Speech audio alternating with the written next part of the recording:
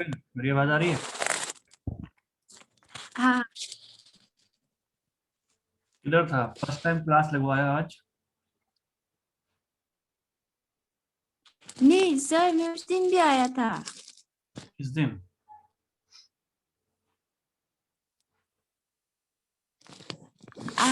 आप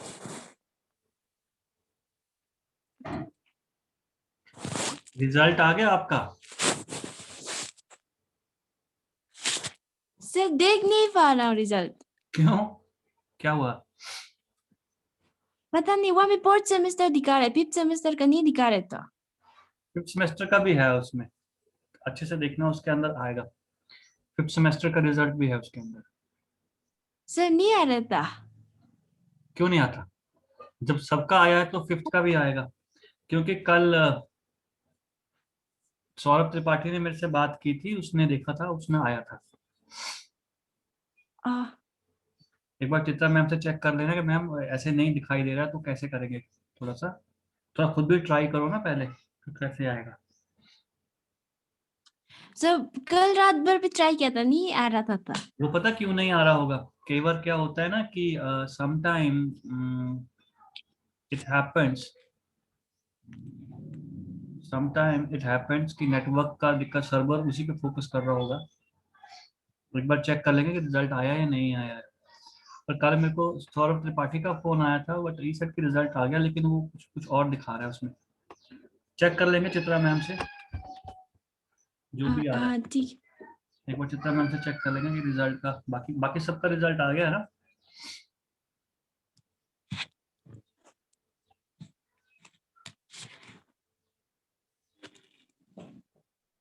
अभी अभी कहाँ हो? अरुणाचल में हो या उधर अपने चंडीगढ़ में हो? सर मैं चंडीगढ़ में, आपको उस दिन बताया था। अच्छा, फोन करके आपने मुझे बोला बोला था, हाँ हाँ हाँ हाँ, अब मुझे याद आ नहीं, यही यही भी बताया था क्लास में। गया। अच्छा, मेरे से तो मेरे को याद नहीं होगा, दिमाग में निकल गया होगा। जानवी अपना वीडियो ऑन कर लो। क्या?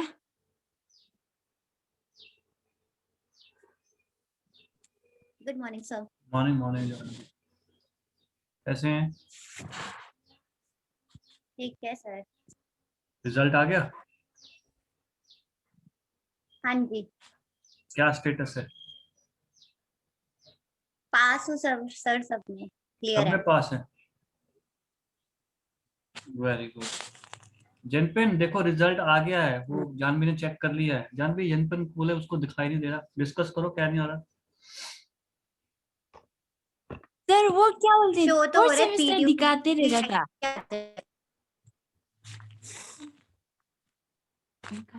फोर्थ नहीं है, मे बी कल नेटवर्क इशू होगा ना, आप एक बार और चेक कर लेना। पेमा,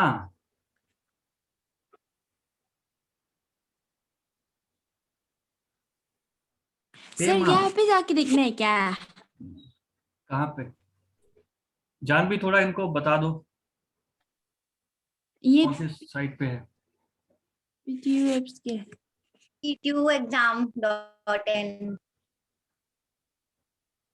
उस पे अपना रोल नंबर खोल ले। पीटीयू एप्स, पीटीयू एप्स नहीं, PTU exam dot in. P T Google पे यू जाके ना पीटीयू एग्जाम PTU साइट खोलो ना।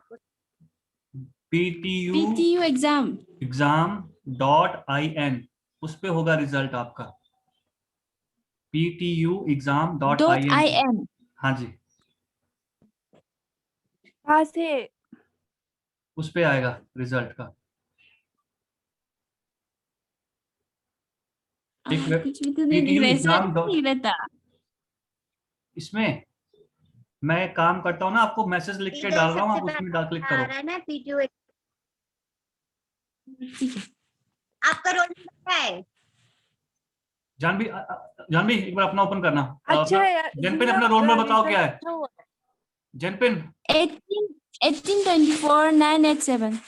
1824987। जानवी चेक करना एक बार जरा फटाफट से। 18249087, राइट? पास है। हाँ।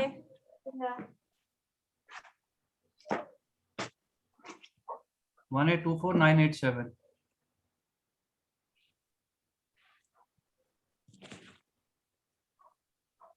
Good morning sir. Morning sir, चल वीडियो ऑन कर लो। सर वीडियो तो देखो खराब है। कोई बात नहीं, रिजल्ट आ गया सबका, ठीक है ना? हाँ जी सर। पास हो, मुबारक हो सबको। सर Thank you, दो sir. मेरी पेयर है, मेरी और अमित की। क्या कह रहे?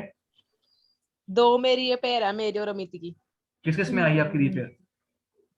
सर वो भी मैंने चेक नहीं किया, वो मैं भी करूंगी। उसमें कोड लिखा हुआ, वो ना उससे मिला के फिर देखूंगी। हाँ। Yeah. पेमा, आपने चेक कर लिया अपना रिजल्ट? हाँ सर कर लिया। क्या स्टेटस है? अच्छा है सर। नहीं, अच्छा तो बहुत अच्छी बात है। पास हो गई। ऑल क्लियर हाँ सर। सब में? हाँ sir. Very good. Thank you sir. जेनपिन आपका बता देते हैं, आप टेंशन मत करो। अगर आपका नहीं ओपन हो रहा ना तो विल एडवाइज यू, मैं आपको बता देता हूँ। नहीं उसका अच्छा हुआ है। जेनपिन का? रिंचिन का भी अच्छा हुआ है, मैंने देखा था। किसका? मेरा मेरा बोल रहा। मैं जिनपिन की बात कर रहा हूँ पेमा। वो तो सभी का मैंने देखा था। मेरा मोस्ट था। ऑफ स्टूडेंट्स सभी क्लियर था। भेजो ना पेमा, हमको स्क्रीनशॉट करके भेजो ना। होगा, हम बाद में भेज देगा। बाद में भेज दो ना, अभी चाहिए। कोई दिक्कत नहीं, अभी क्लास अटेंड कर लो, डोंट वरी, पास हो, इतनी टेंशन मत लो। मैंने कल ही देखा था सभी। हाँ, वो clear पता थे। क्या प्रॉब्लम हो रहा है बीच में, सब लोग इकट्ठा देख रहे हैं ना, सर्वर पे लोड था, इसलिए कईयों का दिख रहा था, कईयों को नहीं दिख रहा होगा। Okay Anuj, morning. Morning morning. Result clear है? क्लियर है ना सारा? हाँ जी क्लियर है। रिपेयर तो नहीं है? नहीं सर। गुड गाइस, आप रिजल्ट आराम से देख लो, कोई दिक्कत नहीं है। अभी हम आज का टॉपिक शुरू करेंगे, ट्रैवल डॉक्यूमेंटेशन जो हमारा सब्जेक्ट है। पेमा, जिनपिन, जिनपिन आपको बता देते हैं, डोंट वरी, आप टेंशन मत लो। इसके बाद ना सेशन के बाद आपको रिजल्ट अपडेट कर देता हूँ क्या स्टेटस है आपका, ठीक है? आज का जो हमारा टॉपिक है और सब्जेक्ट है that is travel documentations. Travel के दौरान जो डॉक्यूमेंटेशंस की रहती है, जैसे कि वीजा है, पासपोर्ट्स है, ये सारे ट्रैवल डॉक्यूमेंटेशंस है, फॉरेक्स की रिलेटेड जो भी रिलेटेड आएंगे सब आएंगी, ठीक है? तो आज हम डिस्कस करेंगे फॉरेक्स के बारे में। कोई मुझे नॉर्मली बताएगा कि व्हाट इज फॉरेक्स, क्या होता है, ऐसे ओवरव्यू। फॉरेक्स का मतलब समझते हैं कुछ? Foreign foreign currency. Forex, FOREX, कभी नाम सुना पहले? OREX। टोपो यानी यूडी, अपना वीडियो ऑन कर लो बेटा। Foreign exchange. जी, फॉरेन एक्सचेंज, फॉरेन एक्सचेंज की बात करूंगा मैं। आपको पता है जब आप इंडिया से बाहर किसी अदर कंट्री में ट्रेवल करते हैं तो इंडियन रुपीस नहीं चलते हैं वहां पे, राइट? यस। तो मैक्सिमम जो ट्रैवल के दौरान हम अपनी करेंसी को एक्सचेंज करते हैं, जब हम अपनी करेंसी को एक्सचेंज करते हैं दूसरी करेंसी में, that is called forex. Overview, normal इसको ऐसे बात की जा सकती है। साधारण शब्दों में अगर समझना हो तो जैसे हमारी इंडियन रुपीस है, INR है, अगर मेरे को ट्रैवल करना है लंदन से कनाडा तो मैं अपनी करेंसी एक्सचेंज करूंगा ना, बिकॉज वहां पे ये वाली करेंसी नहीं चलेगी। ओके, करेंसी एक्सचेंज करते हैं तो फॉरेक्स का पार्ट बनता है, उसे फॉरेक्स कहते हैं, फॉरेन एक्सचेंज इसको बोलते हैं, राइट? मैक्सिमम जब हम ट्रैवलिंग करते हैं, जब मैक्सिमम हम ट्रैवल करते हैं तो जो सबसे ज्यादा जो मेजर करेंसी एक्सचेंज हम करते हैं वो हम डॉलर में कन्वर्ट करते हैं। ऐसा नहीं है, लंदन जाओगे तो आप पाउंड में कन्वर्ट करते हैं, कनाडा जाओ तो कैनेडियन डॉलर चलते हैं, बट जो मेजरली जो करेंसी यूज की जाती है जिसको हम मैक्सिमम कैरी करते हैं वो US डॉलर में करते हैं कन्वर्ट, राइट? बाकी आप किसी और जिस कंट्री में आप जा रहे हैं उस कंट्री की एक्सचेंज करवा सकते हैं, बट जो यूएस डॉलर है वो एक्चुअली हर कंट्री में ऑलमोस्ट चलता है, वहां पे एक्सचेंज करा सकते हैं यूएस डॉलर को। आप सिंगापुर जाएंगे तो वहाँ सिंगापुर डॉलर चलता है। मेनली बात ये है कि कम से कम करेंसी आपको 10 करेंसी पता होना चाहिए कंट्री की, मिनिमम 10 करेंसी किसी भी कंट्रीज की। क्वेश्चन फॉरेक्स के ऊपर आपको इस तरीके से आ सकता है कि kindly describe 10 countries with their currency. What you mean by currency exchange? Currency exchange से क्या मतलब समझते हैं? फॉरेक्स से क्या मतलब, फॉरेन एक्सचेंज रेट से क्या मतलब समझते हैं? एक्सचेंज रेट्स की बात करते हैं, नॉर्मली समझने की कोशिश करते हैं। जैसे हम लोग, जैसे हमारे इंडिया का 1 रुपया है, इसकी फॉरेन करेंसी में क्या वैल्यू है, कितना वर्थ रखता है, राइट? तो उस जो एक्सचेंज है, जैसे अगर इंडिया का 1 रुपीज अगर यूएस डॉलर में डालूं तो वो बहुत पॉइंट 91 ऐसा कुछ चला जाएगा, बिकॉज इंडिया की जो करेंसी है वो डाउन है और यूएसडी की ज्यादा। अगर यूएस डॉलर की बात करूं मैं, तो जो यूएस का 1 डॉलर जो होगा वो इंडिया में कितने का पड़ेगा नॉर्मली? आजकल डॉलर का रेट क्या चल रहा है, कुछ पता है किसी को? 74 75 कुछ ऐसे चल जी, रहा है। ऐसा 2 या 73 चल रहा है सर। 72 या 73 या 73, 74.56, 76.7, ये जो रेट रहते हैं ये एवरीडे चेंज होते हैं। 24 आवर के बाद ये फिर से रिफ्रेश हो जाते हैं ये रेट किसी भी करेंसी का। तो जब हम ट्रैवल के दौरान ट्रैवलिंग करते हैं, तो हम किसी भी कंट्री में अगर ट्रैवल करते हैं तो सबसे पहले जो हमारे पासपोर्ट, वीजा, सब इमिग्रेशन होने के बाद सब कुछ, हमारा एक और इम्पॉर्टेंट चीज होती है, हमारे को करेंसी एक्सचेंज करना पड़ता है। करेंसी एक्सचेंज जो हम करते हैं वो हम अपने ऑथराइज, आप जैसे करेंसी एक्सचेंज के लिए इनके ऑथराइज रिकॉग्नाइज्ड एजेंट्स भी रहते हैं, बैंक्स भी होते हैं। आप एयरपोर्ट पे भी करेंसी को एक्सचेंज कर सकते हैं। जरूरी नहीं है कि आप करेंसी एक्सचेंज करने के लिए आपको बड़ी दिक्कत होती हो, वो आप एयरपोर्ट पे भी एक्सचेंज कर लेते हैं। जो लोग फ्रीक्वेंट ट्रैवल करते हैं वो अपना करेंसी एक्सचेंज को उनके पास एजेंट्स रहते हैं तो उनसे चेंज एक्सचेंज करवा लेते हैं। अदरवाइज आप एयरपोर्ट पे जाइए, वहां चेंज होता है। जिस मैक्सिमम ट्रैवल एजेंसी भी फॉरेक्स का फैसिलिटीज देती है, जो अच्छी ट्रैवल एजेंसी है उनके पास फॉरेक्स भी होता है। मतलब उसका मतलब ये है कि उनके पास आपको करेंसी एक्सचेंज करके आपको पैसे जिस करेंसी में आप ट्रैवल करना चाहते हैं उसमें आपको मिल जाता है।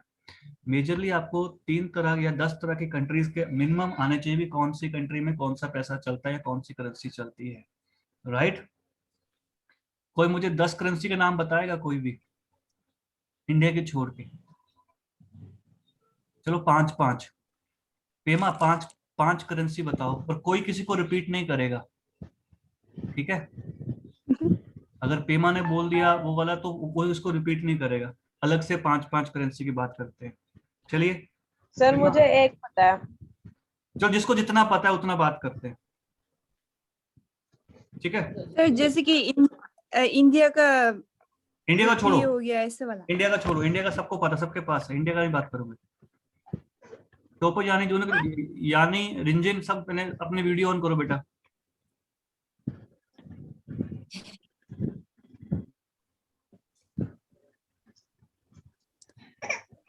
बताइए डॉलर। चलो एक एक कंट्री करेंसी बताओ, पर कोई भी दूसरी कंट्री को रिवाइज नहीं करेगा। स्टार्ट करते हैं, जैन पे नाम बताओ। Dollar, pound. हाँ डॉलर पाउंड, चलो ठीक है। पेमा?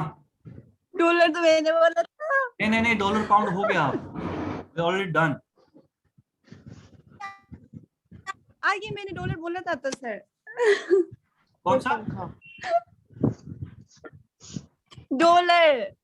नहीं वो बोल दिया, जैनपिन ने बोल दिया बेटा वो। नहीं सर, उससे आगे मैंने बोला था ना। लड़ लो तुम, आपस में लड़ लो। नहीं, उसने बोल दिया डॉलर। कोई और करेंसी बता दीजिए। कोई और करेंसी तो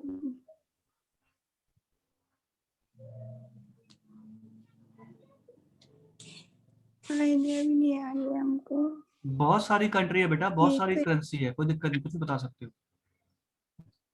सर मेरे को 2 पता है, 2 बोल लूं? जी चंचल बोलो। सर एक तो शेकल्स होते हैं वहाँ इजराइल में, अच्छा, शेकल्स। हाँ। और सर एक यूरो। यूरो कहाँ चलता है? यूरो चलता है ऑस्ट्रेलिया। ऑस्ट्रेलिया में। ऑस्ट्रेलिया नहीं, में ऑस्ट्रेलिया यूरो, में तो डॉलर, डॉलर चलते हैं वहाँ। ऑस्ट्रेलिया में तो डॉलर वहाँ तो चलता है। हाँ, ऑस्ट्रेलियन डॉलर चलता है ना, वहाँ कहाँ चलेगा यूरो? यूरो कहाँ चलता है? फ्रांस में चलते हैं। फ्रांस, फ्रांस में चलेगी क्या सर? इंग्लैंड जितनी इंग्लैंड में चलता है सर। जितनी भी यूरोपियन कंट्रीज है ना, फ्रांस। वहाँ no euro. No no, give Janvi आप बताओ।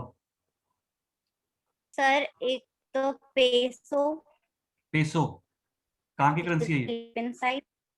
हाँ जी, फिलीपींस। फिलीपींस।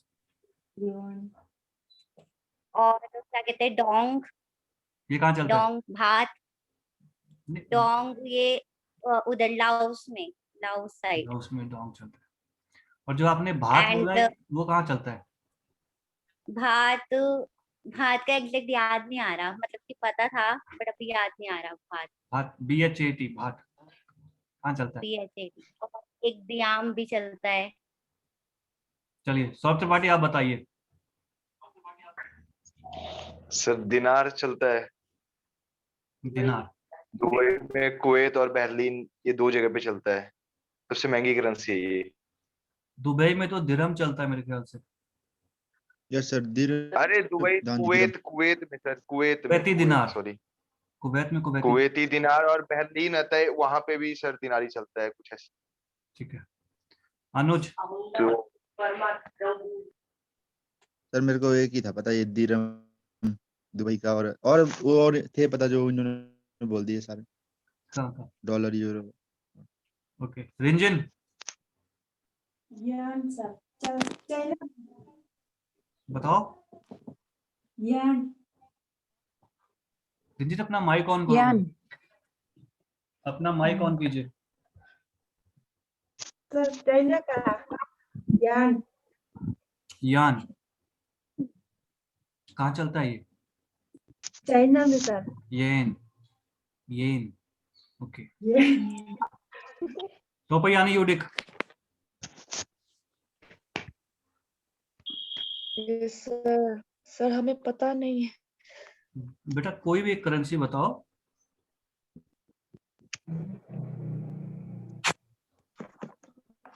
सर हमें नहीं पता। अच्छा चलिए, नहीं पता है कोई बात नहीं, लेकिन इसके बारे में थोड़ा जानो। एटलीस्ट 10 कंट्री में कौन कौन सी करेंसी चलती है वो आपको पता होना चाहिए। क्वेश्चन ऐसे आएगा, यस जब सर, पेपर आएगा ना फाइनल, ऐसे क्वेश्चन आएंगे। रुपए, Indonesia. Yes sir.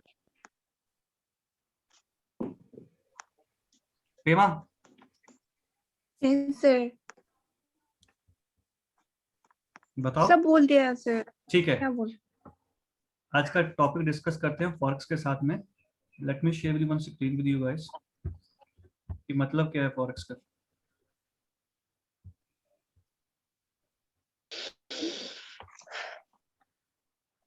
Foreign exchange हमारा आज का टॉपिक है। सबसे पहले टर्म समझ लीजिए, इसकी टर्म्स क्या है। ठीक है,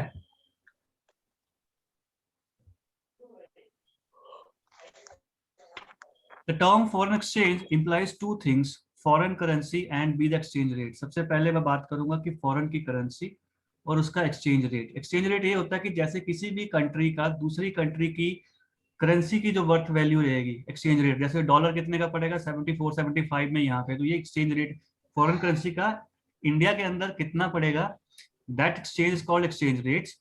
foreign exchange generally refers to foreign currency. For example, for India it is dollar, euro, yen, etc. Foreign exchange का किसी भी करेंसी से आप अपना जो भी, चाहे डॉलर की बात कर लो, चाहे यूरो की बात कर लो, कोई भी करेंसी रहेगी, उसके जो एक्सचेंज के प्राइस में कितना प्राइस मिलेगा, that is called exchange rates को बात करते हैं। ठीक है, the other part of foreign exchange is exchange rate which is the price of one currency in the term of the other currency. एक करेंसी की जो कीमत दूसरी करेंसी के अंदर कितनी होगी, that is called exchange rates की बात करते हैं उसमें। ठीक है, Forex is the international market for the free trade of the currency, traders place order to buy one currency with the another currency. Forex क्या है? एक तरह का ये इंटरनेशनल मार्केट है जहां पे करेंसी की ट्रेडिंग की जाती है। जैसे इंपोर्ट एक्सपोर्ट होता है, ये करेंसी ट्रेडिंग का काम होता है। इसको करेंसी एक्सचेंज इसको बोलते हैं, ट्रेडिंग करना, करेंसी में ट्रेडिंग करना। मैं जैसे आपने कभी शेयर मार्केट का नाम सुना है कि इतना पैसा शेयर में इतना पैसा लगा रहा है, वो कोई बंदा इतना पैसा लगा रहा है, क्या ऐसा सर? होता ग्रो है ना? App sir, mutual funds. क्या कह रहे हैं चंचल? Sir grow app mutual funds, उसमें स्टॉक्स भी होते हैं सर। वेरी गुड, आपने किया स्टॉकिंग उसमें? Yes sir. Very good, good. जिसको Yes. स्टॉक का पता है तो उसे पता होगा, तो फिर करेंसी का भी पता होगा, एक्सचेंज का। सर अभी मैंने जस्ट ना स्टार्ट किया, अभी मेरा मतलब आज अकाउंट ओपन ही हुआ है, मतलब कि। अच्छा, ठीक है, very nice. Guys, currency exchange के दौरान जैसे हम इसमें बड़ा बड़ा पैसा हम स्टॉकिंग में लगाते हैं ना, तो बड़े बड़े ट्रेडर्स क्या करते हैं, करेंसी एक्सचेंज में भी पैसा लगता है मार्केट्स के अंदर। जैसे कि हम शेयर खरीदते हैं कई बार, फॉर एग्जांपल के लिए MRF के हैं या किसी और रिलायंस कंपनी के शेयर खरीद लिए हमने, कि इतने रुपए का आ रहा है, बंदा सेल कर लेता है बाद में महंगा तो बेच देते हैं। ऐसे करेंसी को भी ट्रेडिंग की जाती है यहाँ पे। और करेंसी ट्रेडिंग में मैक्सिमम ये सिर्फ बड़े लेवल पे नहीं, ट्रैवल एजेंसी लेवल पे भी बहुत सारा काम होता है करेंसी एक्सचेंज करने पे।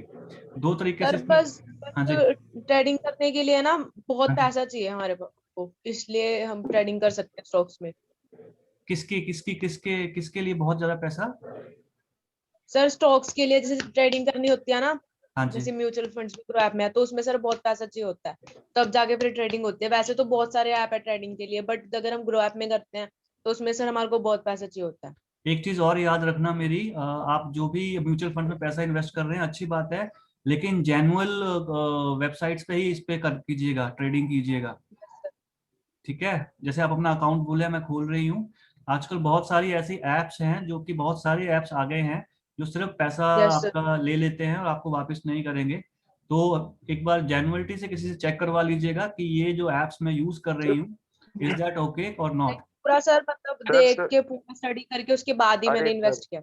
इसके एडवर्टीजमेंट इस पे भी तो आने लग गई, टीवीज पे। टीवी कौन सी पे वाली ग्रो ऐप ऐप की? की। Grow app? ग्रो सर ये ऐप की ग्रो सर। ऐप तो काफी पुराना है सर, इसको मेरे को लग रहा है कि मेरे को हो गया 6 महीने हो गए होंगे, 6 महीने साल भर अच्छा, डाउनलोड किए हुए। अच्छा। तो सर इसकी एडवर्टीजमेंट अब आ रही है सर, शुरू हो गई एडवर्टीजमेंट तो आना इसमें सर। आप कैसे कैसे स्टॉकिंग करते हैं इसके अंदर? सर मैं तो करता नहीं, मैंने मतलब डाउनलोड किया है, अभी मैं तो शुरू नहीं किया मैंने। चंचल, कैसे करते हैं इसमें प्रीमियम स्टॉकिंग? सर मैं स्टॉक मार्केटिंग में नहीं लगाया अभी मैंने। स्टॉक मार्केटिंग में अभी थोड़ा ना वो होता है, मतलब रिस्क होता है स्टॉक मार्केटिंग में खेलने का। अभी मैंने म्यूचुअल फंड्स में लगाया। म्यूचुअल फंड्स में मतलब कि हमारे को 30% मिलता है। जैसे हम FD करवाते हैं तो FD में हमारे को 5% मिलता है, उसमें हमारे को 30% मिलता है। ईयरली मिलता है? तो अभी धीरे धीरे अभी मैंने टाटा उस पे लगाया है, टाटा कंपनी पे लगाया है। अभी देखते हैं धीरे धीरे कौन सी कंपनी चल रही है। अभी तो सर सबसे बेस्ट अभी तो HDFC चल रहा है हाईएस्ट पे। तो सर बैंकिंग? धीरे धीरे उस पे अभी मैंने देखा कि कौन सा बेस्ट है, उस पे ही लगाऊंगी आपने जो इसके मुझे शेयर लगे कि लॉस भी ना हो। लॉस तो वरना सर इसमें एक फायदा है, जितना लॉस होएगा ना उतना सर हमारा को फायदा होता है। कैसे, जैसे जैसे लॉस में सर आप फायदा कैसे? मार्केट से 100 रुपए की चीज ले रहे हो, हाँ जी। होलसेल में सर आपको 50 रुपए की मिलेगी, तो आप कौन से लोगे? 50 रुपए वाली ही लोगे ना। तो वो ही सर फायदा होता है। जैसे जैसे हमारे मतलब कि रेट गिरते हैं, हमारा प्राइस गिरता है उसका मार्केटिंग का, वैसे हमारे को बेनिफिट होता है, उतना हमारे को उससे ज्यादा परसेंट में मिलता है। या फिर ओके, जब लगने लगे कि मार्केट डाउन जा रही है तो उस टाइम अपना पैसा निकाल लो, कोई दिक्कत नहीं है सर। कैंसिल अच्छा। कर सकते हैं सर उसको फिर। पैसा निकाल सकते हो सर, ऐसे कोई दिक्कत नहीं है, कोई रिस्क वाली बात नहीं है। पर अगर सर डाउन भी जाएगा ना या अप भी जाएगा तो फिर भी वो आपको 1 या 2% आप दे के ही जाएगा। ग्राफ है ना, ग्राफ सर, ग्राफ पे जाएगा वो, ग्राफ हाँ पे हाँ। जैसे जैसे डाउन जाएगा फिर वैसे ही कैंसिल कर देते हैं कई लोग, जैसे उनको लग हाँ सर जाता है ना ग्राफ पता कि देखते डाउन रहो जा रहा कि है वो। डाउन जा रहा है कुछ है, बट डाउन जाता है ना तो फायदा ही है सर उसमें। कितने पैसे इन्वेस्ट किए हैं आपने? अभी तो सर मैंने 2000 से स्टार्ट किया है। अच्छा, हाँ जी सर, धीरे धीरे अभी मैं स्टार्टिंग ही करी है, अभी तो देखते हैं। अगर लॉस भी जाएगा सर, देखो अप है तो डाउन भी है, उसमें कोई वो नहीं है। मेरे को कोई मतलब प्रॉब्लम नहीं है अगर जा भी रहा है नीचे। और इसमें तो यही मतलब बोला था कि अगर नीचे जाएगा, क्योंकि सर फ्रेंड कर रहा है ना, वो तो काफी टाइम से कर रहे हैं, हम्म, तो फिर मैंने पूरा स्टडी किया, उसने सारा कुछ बताया, उसके बाद ही फिर मैंने इन्वेस्ट किया सर इसमें। कोई और बच्चा भी जो स्टॉकिंग कर रहा है? सर अपने नो कॉलेज के कितने सारे स्टूडेंट्स हैं जो करते हैं, सारे करते हैं? आईटी के स्टूडेंट्स हैं सर। यस सर, उन्होंने ही मेरे को बताया, तब मुझे लगा कि नहीं यार, इन्वेस्ट मतलब सेव करने का एक अच्छा है। जैसे हम सोचते हैं ना सर, अकाउंट में अगर हम करें, एफडी वगैरह करवा ली, चलो हमने मान लो 5 सर 15-20 हजार चाहिए हमारे को एफडी करवाने के लिए, उससे नीचे तो सर फायदा ही नहीं एफडी करवाने का। इसमें सर छोटी, उसमें हम एफडी करवा सकते हैं। अब जैसे मैंने बोलूं कि मैंने 2000 की एफडी शुरू करी है एक, और उसका मुझे रिटर्न भी मिलेगा अच्छा खासा। और सर मैं अगर बैंक में जाती हूँ, मैं अपने 20,000 रुपए रखती हूँ सर, उसमें मेरे को क्या रिटर्न मिलेगा? 5% रिटर्न दे रहे हैं सर वो। अच्छा, उसका क्या फायदा सर? वो 3 साल में जाके मेरा 7-8 हजार होएगा कम से कम। और इसमें वही 7-8 हजार अगर मैं लगा भी लूँ, तो उसका सर कहाँ से कहाँ पहुंच जाएगा अगर मैं मल्टीप्लिकेशन करूँ तो। Very good. ग्रो ऐप की यस बात सर, कर रहे हैं? यस सर, म्यूचुअल फंड्स की सर। तो स्टॉक, उसमें भी स्टॉक है, पर स्टॉक में थोड़ा भी रिस्क आ जाता है सर। वो स्टॉक्स में भी वही खेल सकता है जो मतलब म्यूचुअल फंड्स में काफी आगे बढ़ चुका है। स्टॉक में फिर तब जाके लगाओ तुम, जब तुम्हें लग रहा है कि म्यूचुअल फंड्स में भी अब तुम काफी ठीक हो गया तुम्हारा हाथ, उसके बाद सर मार्केटिंग में लगाओ। Very nice. आप जिसमें भी पैसा लगा रहे हैं थोड़ा अच्छे से लगाइए, मैं वो प्रॉब्लम नहीं है, बट सेफली, आपका पैसा सेफ हो। एक बार चेक कर लेना यस कि कोई ऐसे हाँ जी सर, तभी मैंने ना थोड़े अमाउंट से स्टार्ट किया। अगर मुझे लगेगा ना रिस्क का सर, मैं उसी टाइम ही निकाल लूंगी। ना, वो आप अपना देख लीजिएगा, बिकॉज मुझे नहीं पता ग्रो ऐप के बारे में, क्योंकि यहाँ बहुत सारी ऐप्स हैं और उसमें मैं क्योंकि इन्वेस्ट सर नहीं। इसमें मेरा मेरा ना सर सबसे पहले डर और सबसे पहला सवाल यही था कि ये तो कोई कंपनी नहीं है, कुछ नहीं है, ये तो मतलब वो सारे अकाउंट्स और सारे उसमें चलते हैं एक तरह का। तो सर अगर मेरे पैसे डूब गए तो मैंने, मेरा भी यही सवाल था। फिर सबसे पहले मैंने यही क्लियर किया अपना। फिर जब मुझे ट्रस्ट हो गया कि नहीं, अगर पैसे डूबते भी सर, बैंक वगैरह अकाउंट तो कभी डूबेंगे नहीं। सबसे टॉप पे भी एचडीएफसी बैंक चल रहा है। सबसे टॉप पे चल रहा उनको है? जैसे जैसे फायदा होता है वो हमारे को फायदा देते हैं। आपने एचडीएफसी बैंक में डायरेक्टली चेक किया कि उनका जो म्यूचुअल फंड्स है उसमें क्या क्या हिसाब किताब रह रहा है? नहीं सर, उसमें ना बैंक होते हैं, मतलब कि ऐसे सबसे मैं आपकी टॉप पे कौन बात सा चल रहा है, मैं चंचल, मैं आपकी बात से सहमत फिर हूँ। सेकंड मैं समझ गया, वैसे। आप स्टॉकिंग कर रहे हैं ना, तो जैसे उसमें एचडीएफसी बैंक भी उसका उसका अंदर पार्टिसिपेट्स होगा, उसके अंदर करेगा, है ना? कभी आपने डायरेक्टली स्टॉक चेक किया है एचडीएफसी बैंक में जाके सर कि वो अगर मैं सब आपकी म्यूचुअल फंड्स में इन्वेस्ट करूँ तो क्या ये 2000 वाली एफडी का जो आप 30% का इंटरेस्ट दे रहे हो, क्या डायरेक्टली भी मुझे मिल सकता है या मुझे ऑनलाइन ही मिलेगा ऐसे फंड्स में डाल के ही? सर अकाउंट में मिलेगा डायरेक्ट, क्योंकि वो फॉर्म वगैरह फिल करना पड़ता है ना इसमें ही, मतलब कि पूरा डिटेल्स लगती हैं। अच्छा। सर काफी प्रोसेस था इसका भी, मतलब कि फोटो वीडियो बनती है, फोटो खींचती है, सारे फॉर्म डॉक्यूमेंट सबमिट होते हैं। उसके बाद सर 1 दिन लगता है, जैसे आपको पैसा निकालना है आपका सर, 1 दिन लगेगा, फिर दूसरे दिन आपके अकाउंट में आ जाएगा पैसा। सर मेरे को करके दिखाया है सामने, तब जाके मुझे ट्रस्ट हुआ। नहीं तो मेरे को भी सर बहुत डर था कि मैं ऐसे ही पैसे लगा दूं और वो डूब जाए, कोई फायदा भी ना हो, कुछ बचे भी ना मेरा। इसलिए सर अभी मैंने छोटे अमाउंट से स्टार्ट किया कि धीरे धीरे आगे देखते हैं फिर इन्वेस्ट करके। Very good. अच्छी बात है, आप अपना पैसा इन्वेस्ट कीजिए, सेविंग करना चाहिए बंदों को। Saving is very yes important, sir, future में बहुत काम आना है, बट सेफली अपना पैसा लगाइए, ठीक है? सेफली यस तरीके से सर। अपना पैसा लगाइए। अब वापस हम अपने ही डिस्कस आते हैं अपने टॉपिक पे। मैं बात कर रहा था ट्रेडिंग इन करेंसी में, जैसे आप स्टॉकिंग में ट्रेडिंग करते हैं ना, ऐसे करेंसी एक्सचेंज में भी ट्रेडिंग होती है।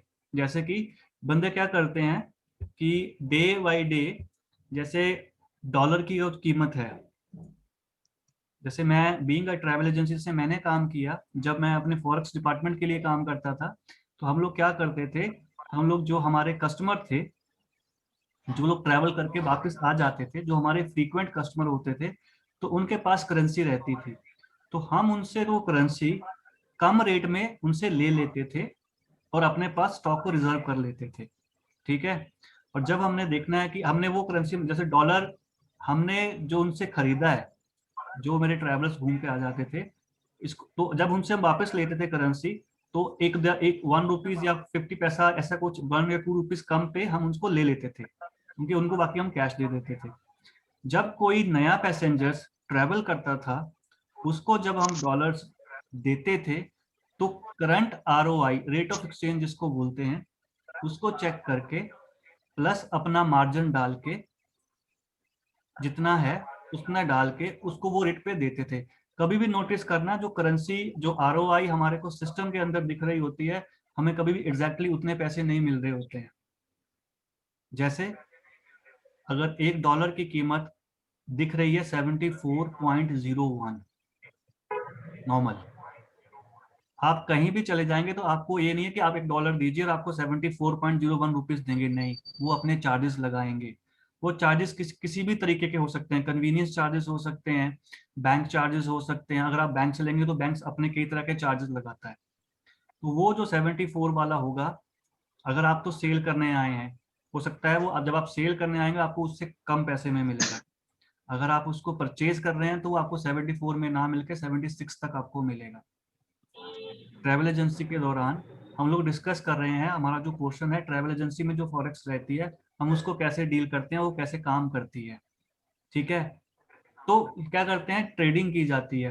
ट्रेडिंग दो तरीके की जा सकती है। ये तो है ऑफलाइन ट्रेडिंग जो नॉर्मली हम लोग करते हैं, जैसे किसी को भी कॉल कर लिया, किसी भी ट्रेडर को फोन कर दिया कि मेरे को इतने डॉलर चाहिए, बंदा आके डॉलर आपको घर पहुंचा देगा और जो रेट है उस रेट से आपको थोड़े महंगे डॉलर देगा, क्योंकि वो अपना चार्ज लगाएगा, अपना कन्वीनियंस फीस लगाएगा, वो सब आपको लगा के देगा। This is called offline scenario. अब मैं इसी को ऑनलाइन सिनेरियो की बात अगर मैं करूं, ऑनलाइन ट्रेडिंग जैसे आपने स्टॉक में बोला मैंने म्यूचुअल फंड में पैसा लगाया है, ऐसे ही करेंसी की ट्रेडिंग की जाती है।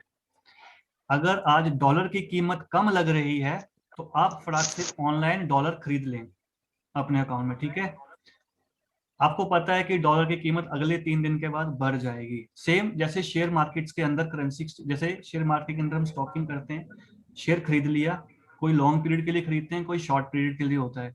करेंसी का क्या रहता है, करेंसी 24 घंटे के बाद आप कभी भी इसको कर सकते, क्योंकि इसका ROI चेंज होगा तो इसकी वो चेंजिंग रहती है। तो ऑनलाइन ट्रेडिंग के अंदर क्या करते हैं, बल्क में करेंसी खरीदी जाती है। ये वो लोग काम करते हैं जिनके पास बल्क में काम करना है। इसमें कोई ये नहीं कि 5 या 10,000 50,000, ये लाखों से शुरू होकर करोड़ों तक चली जाती है, इससे ज्यादा डॉलर्स में जाती है, बहुत ज्यादा पैसा अमाउंट लगता है जो करेंसी एक्सचेंज को ट्रेडिंग करते हैं। जैसे आप स्टॉक को एक्सचेंज कर रहे होते हैं, same as it as currency को भी एक्सचेंज कर सकते हैं हम लोग। तो दो तरीके से ये है ऑनलाइन तरीका करेंसी एक्सचेंज का, जो कि ट्रेडर्स बड़े लेवल पे काम करते हैं। हम यहाँ एज ए ट्रेवल एजेंसी की तरह समझेंगे कि जब पर्सन किसी ट्रिप के लिए फॉरेन के लिए ट्रैवल करता है तो उसके पासपोर्ट्स वीजा के दौरान, फ्लाइट इंश्योरेंस के दौरान एक मैंडेटरी होता है उसको कि सर करेंसी एक्सचेंज का। करेंसी एक्सचेंज अगर वो उसी ट्रैवल एजेंसी के दौरान करवाता है तो हर कंट्री का स्पेसिफाई रह जाता है कि इतने करेंसी यू कैन कैरी, आप इतना पैसा कैरी कर सकते हैं व्हाइट मनी में, जिसको आप बोलते हैं एक लिमिट रहती है। आप कोई बहुत सारा पैसा, ये नहीं है कि आप करोड़ों में पैसा अपने साथ कैरी कर सके फॉरेन जाने के लिए। तो मिनिमम जो कैरी करना होता है, हर कंट्री की अपनी एक फिक्स गाइडलाइंस है कि इतना पर person can carry the amount with the foreign currency. You getting me? अच्छा, एक चीज मुझे और बताएंगे आप कि जैसे मैं यहाँ से कहीं ट्रैवल करना चाहता हूँ तो मैं सारा, जैसे मेरे पास 10 करोड़ रुपया है तो मैं 10 करोड़ के 10 करोड़ कन्वर्ट करके भी ले जा सकता हूँ या नहीं ले जा सकता हूँ? कंट्री बैन क्यों लगाती हैं दूसरी कंट्रीज, मिनिमम कि इतना पैसा ही आप कैरी करके लाएंगे? इंडिया से या बाहर, इंडिया वाली कंट्री भी बोलेगी फॉरेन कंट्री की इतना पैसा ही कैरी कर सकते हैं फॉरेन के लिए, ऐसा क्यों है? कुछ आइडिया? तो अगर कोई बंदा मतलब जैसे बाहर गया, फॉरेन गया, तो वहां पे सर उसको 10 करोड़ रुपए मतलब जॉब करता है, वो 5-6 साल बाद आया तो इतना अमाउंट हो गया, तो इंडिया कैसे लेके आएगा फिर वो अपने अकाउंट में कैरी करके ला सकता है पैसा वो, क्योंकि उसने वो वर्क वीजे पे वहां पे गया हुआ है, उसने वर्क परमिट में अपना पैसा कमाया हुआ है, उसका जो भी टैक्स वैक्स है वहां से कुछ कटा हुआ है, उसका व्हाइट मनी है, वो कम वो इंडिया आ सकता है। मैं बात कर रहा हूँ ट्रैवलर की। सर कोई लिमिट work इसलिए होती है कि सर tourist की, वहाँ की जीडीपी ना डिक्रीज हो सर। जैसे कि सर अब यहाँ से अगर इतना पैसा कैरी करके जाता है तो यहाँ की जीडीपी पे असर पड़ेगा सर। अच्छा, और कोई रीजन? तो जीडीपी सर तो फिर वो जीडीपी तो एक सर अमाउंट होता है कि सर इतने सर लिमिट के लिए जा रहा है तो इतनी लिमिट के लिए इतनी करेंसी बहुत होती है, कुछ ये नहीं भी सर, होगा। जैसे मतलब मेरे अकाउंट में यहाँ पे 10 करोड़ रुपए है ना, और तो मतलब चलो तो मैं चले गया फॉरेन, तो फिर सर ऐसा तो है नहीं कैश नहीं लेके गया, मैं तो उधर जाके तो निकाल सकता हूँ ना। अगर आपके पास आपके अकाउंट में 10 करोड़ रुपया है ना, हाँ जी। और आपके बैंक में 10 करोड़ रुपया है वो, हाँ जी। ठीक है, आप अपने बैंक को बोलेंगे कि मैं ट्रैवल कर रहा हूँ यूएस के लिए, मुझे यूएस के लिए ट्रैवल करना है, पर मैं जो जा रहा हूँ ऐसे घूमने के पर्पज से जा रहा हूँ। या तो आप ट्रैवलर चेक ले जाएंगे या आप अपने क्रेडिट कार्ड ले जा सकते हैं। आप $5,000 तक करेंसी कैरी कर सकते हो अपनी, कितने दिन के लिए जा रहे हो, कितने डेज के लिए जा रहे हो, वो मैटर करता है आपके बैंक्स के लिए। तो आपको बैंक ऑथराइज करेगा कि सर जी आप यूएस जा सकते हैं और आप अपना पैसा वहां पे इतना अमाउंट आप कैरी कर सकते हैं, निकाल सकते हैं, वो आपको बैंक इंस्ट्रक्शन दे देगा। समझे? अगर घूमने के पर्पज से जा रहे हैं तो उसका मतलब ये नहीं कि आप अपना 100 करोड़ रुपए अकाउंट में डाला और आप वहां जाकर 100 करोड़ रुपए खर्च कर सकते हैं। पैसा तो वही कन्वर्ट कर पाएंगे ना जो जेन्युइन पैसा होगा, एक नंबर का पैसा होगा। सर एक नंबर, सर कई बंदे ऐसे हैं तो उनके मतलब एक नंबर का ही है अकाउंट में, फिर वो नहीं खर्चते कैसे? खर्च कर सकते हैं अनुज, मैं वो बात नहीं कर रहा हूँ। जब आप टूरिस्ट वीजे पे कहीं ट्रैवल कर रहे होते हैं ना, जब आपको टूरिस्ट वीजा लगा होता है, बंदे कैरी करते हैं, तो वो अपने वो तो सर टूरिस्ट बंदे जैसे सर अमीर बंदे हैं सर जो, तो सर वो जैसे मालदीव चले जाएंगे तो वहाँ के सर जो स्वीट रूम खरीदते हैं तो तो उनके उनका तो पास रूम सर की नाइट ही अमेरिकन 5 लाख एक्सप्रेस रुपए, का वहाँ की तो रूम की नाइट ही 5 लाख रुपए है, तो सर वो तो फिर मतलब 50 लाख रुपए ट्रैवल पे कर देते हैं खर्च, वो कैसे करेंगे? कर सकते हैं, वो कर सकते हैं आप उसमें भी, उसमें कोई प्रॉब्लम नहीं है। आप इंडिया से ट्रैवल करें, जैसे अंबानी जी घूमने जा रहे हैं कहीं फॉरेन के अंदर, अंबानी जी की प्रोफाइल क्या है? फाइल मैटर करेगी उसमें। अंबानी जी की प्रोफाइल है, अगर वो घूमने के लिए जा रहे हैं, वेकेशंस के लिए जा रहे हैं, तो उनके तो पहले ऑलरेडी वो बुक होंगे। अगर वो 5 लाख की रूम नाइट भी खर्च करना चाहेंगे तो होंगे, उनके प्रोफाइल उनके क्रेडिट लिमिट्स पे डिपेंड करता है ना। अब ऐसा नहीं है कि टूरिस्ट वीजे पे जाके आप वहां पे 100 करोड़ रुपए खर्च करके आ जाओ। वो तो है। हर चीज की गाइडलाइंस दी जाती है। अगर आप किसी कंट्री में काम कर रहे हैं, आपने उस कंट्री में, जैसे आप अमेरिका में हैं और आपने 10 साल में अमेरिका में आपने पैसा कमाया है और अब आप इंडिया अपने कंट्री में आ रहे हैं, तो वो पैसा आप लेके आ सकते हैं, आपके अकाउंट्स में पैसा ट्रांसफर हो सकता है, कोई दिक्कत नहीं है वो, क्योंकि आपका पूरा वो सर उसका एक जेन्युइन उसका ब्यौरा है कि आपने वर्क परमिट्स के दौरान वो पैसा। वहाँ के लोग सर उसपे, तो सर उधर पे कोई असर नहीं पड़ेगा उसका, जैसे मैंने वहाँ पे जाके और इंडिया में वो पैसा ला रहा हूँ तो वो। तू जाके देख ले, नहीं नहीं नहीं नहीं, वो रोके ठीक। नहीं रोके। चल रुको, वो बड़ा सही कह रहा है।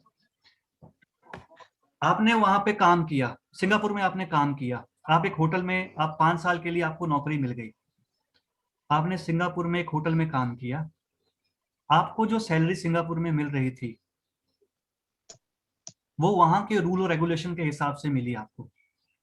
ठीक अगर उनका कोई टैक्स कटता है, अगर उस अमाउंट के अंदर आप आते हैं तो वो आपको डिडक्ट होके आपको वो अमाउंट मिल रहा है। ठीक है? ठीक।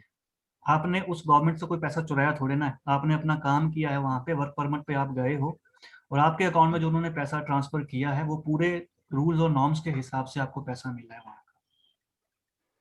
अगर उस कंट्री ने, अगर आप उस स्लैब के अंदर आ रहे हैं कि टैक्स कटता है आपका वहां पे, तो आपने टैक्स के पे किया, बाद में आपको पैसा कन्वर्ट आपके अकाउंट में है। अब आप उस पैसे को लेके अपनी होस्ट कंट्री में आना चाहते हैं तो आप आ सकते हैं ना, because you already paid already tax over there. उस कंट्री को क्या प्रॉब्लम होगी? ठीक है? ठीक है। ये डिपेंड करता है वर्क परमिट। आप वर्क करने गए हैं, आप घूमने के लिए गए हैं। अगर ऐसा होता तो लोग बहुत सारा ब्लैक मनी यहाँ से ऐसे ले जाके पहले ऐसे करते थे। ये इसलिए बैन लग जाते हैं क्योंकि सारे का सारा ब्लैक मनी आप यहाँ से उड़ाया और सीधा स्विट्जरलैंड के अंदर, बोलते ना कि स्विस में पैसा ट्रांसफर कर दिया। अब नहीं होता है वैसा हिसाब किताब, बड़े बड़े लोगों का होता होगा पहले, अब नहीं होता क्योंकि सर सर वही तो। सर एक बात पूछनी थी, जैसे सर टूरिस्ट वीजा पे जाते हैं, टूरिस्ट वीजा 90 डेज कुछ का होता होगा, डिपेंड करता अलग है अलग होता है सर हर पे। हम्म। तो सर जैसे वो वहां पे जाके जॉब वॉब करने लग गए, ठीक है, 90 डेज से अबव हो गया, ज्यादा हो गया सर, और वो जॉब वॉब करने लग गए, फिर वो पैसा लेके क्या मतलब कैश लेके आते हैं एयरपोर्ट पे एक्सचेंज कराते हैं वो? 90 डेज में अगर मेरी बात सुन, घूमने के लिए पर्पज से गया और किसी दिन किसी हाँ कंट्री का वीजा तेरे को 60 दिन का 70 दिन का मिला है, हाँ जी। हाँ सर। पहली बात तो तुम्हें नौकरी करने का मौका नहीं मिलेगा। चलो चोरी छुपारी से किसी से मिल बुल के तुमने वहां पे हाँ काम कर लिया, वैसे 50-60 कर दिन लिया काम कर फिर। लिया, वो पैसा तुम्हें कैश में घंटों के, अब डिपेंड करता है वो कितने घंटे, 6 घंटे की शिफ्ट है, 6 घंटे में दे रहे हैं तो कैश मिल रहा है तुम्हें, डॉलर मिल रहे हैं, कितना मिल जाएगा उसको तुम वहीं पे एक्सचेंज कर सकते हो अमाउंट को, उतना अमाउंट, इतना कोई कहाँ प्रॉब्लम पे नहीं सर? है। कोई मेरी बात सुनो ना, इतना कोई है नहीं, क्योंकि जब तुम्हें आना है, अगर तुम्हें आना भी है तो तुम्हारे पास एक, आप यहाँ से गए हो $2000 लेके, 50 दिन कहीं काम कर भी लिया, कितने कमा लोगे? कितने कमा लोगे वहां पे? वो नहीं कह रहा हूँ सर, अब देखो 90 डेज का है, वो छुप छुप के अगर 1 साल भी रहे, साल 1.5 साल, साल ठीक है, जैसा कोई कैसे पर्सन साल जैसा कैसे ले लेगा? नहीं, जैसे मैं बता रहा हूँ कि अगर जैसे गया गया वहाँ 3 मंथ का है, ठीक है, 3 मंथ या 4 मंथ या 2 मंथ या 1 मंथ, जितने का भी है, अगर साल 1 ईयर मतलब कैसे भी काम किया, मतलब पता नहीं लगने दिया, ठीक है, अगर उसे वापस पैसा लेके आना हो तो मतलब जो पैसा कमाएगा पहली वो पहली पहली बात तो ये है कि जो 3 महीने के लिए, चलो मान लिया कि वहां जाके गायब हो गया, ठीक है, और 1 साल के बाद वापस वो अब आना चाहता है कंट्री में, पहली बात तो उसका पासपोर्ट जो वीजा तो एक्सपायर हो रखा होगा, पहली बात तो वो एयरपोर्ट पे धरा जाएगा कि भाई तू था कहाँ। यस तो आपका वीजा अगर 90 डेज का था, आप वापस अपनी कंट्री में क्यों नहीं आए? पहली बात, पहली पनिशमेंट तो वहां फंस जाएगा वो। आना तो पड़ेगा ना उस कंट्री में, उस कंट्री में तो आएगा तो कहीं एयरपोर्ट से ही, वो तो 2 नंबर का काम हो गया ना, इनलीगल तरीका हो गया वो तो, उसमें तो आप बातें छोड़ या दे, वो फिर कैसे उधर पैसे लाएगा? 3 महीने का या वीजा फिर लेके उधर जा रहा है और 1 साल के बाद आ रहा है, पहली बात तो वो आएगा कैसे? वो तो पहले फंस जाएगा। तो ऐसी स्कीम लगा रहे हो क्या तुम लोग दिमाग में उल्टी पुल्टी कि मैं ऐसे जाऊंगा टूरिस्ट वीजे पर, वहां जाके गायब हो जाऊंगा, वो सब कर ये लूंगा? सौरभ त्रिपाठी बोल रहा था मुझे परसों, सुना, कह रहा ऐसे ही चलेंगे आपा। हाँ यही सब हुआ सर मेरे को फॉरेन कंट्री जाना ही नहीं है, मेरे को शौक शुक नहीं है। नहीं, फॉरेन कंट्री जाना तो जाओ, कोई दिक्कत क्या है? घूमने के लिए अगर जाना होगा सर, घूमने के लिए जाना होगा चला जाऊंगा, जॉब वॉब के लिए नहीं जाऊंगा, मेरे को वहां पे जाके बर्तन नहीं धोना है। पहले तो पासपोर्ट के लिए सब धक्के खाने पड़ेंगे, अभी तो पासपोर्ट सर बनवा मेरे को लो। वैसे भी जाके वहां बर्तन नहीं धोना है। पासपोर्ट तो जितने बन भी कर सकते। सुनता हूँ सर, कोई सिक्योरिटी गार्ड लगा होता है, कोई बर्तन धो रहा होता है, भले पैसा कितना भी अच्छा कमा रहा हो,